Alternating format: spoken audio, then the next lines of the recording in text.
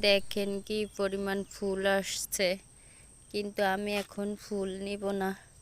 আমি সব কুড়িগুলো এরকম করে সব ফেলে দিব, কারণ কুড়িগুলো ফেলে দিলে আবার নতুন কুশি ছেড়ে গাছটা অনেক জোপালো হবে, অনেক সুন্দর ফুল ফুটবে, বেশি ফুল ফুটবে।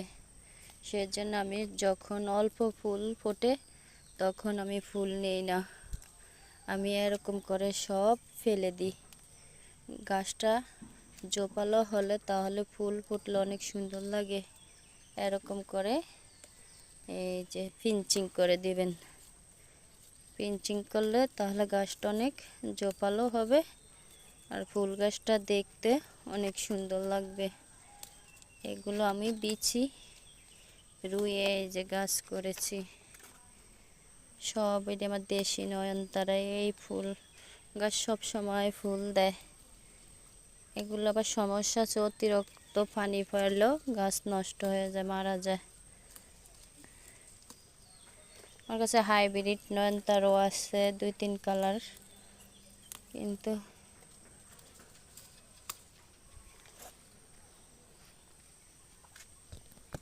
গাছে যত মরা পাতা আছে সব বেছে নিতে হবে, কারণ এখন বর্ষাকাল।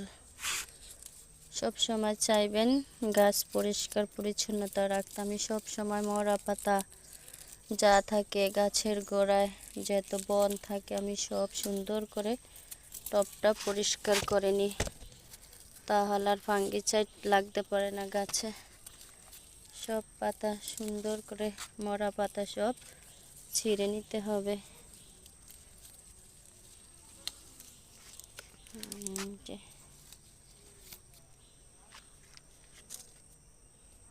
আমার আরও কিছু এই যে নয়নতারা ফুল গাছ আছে, দেখেন কি জোপালো হয়েছে।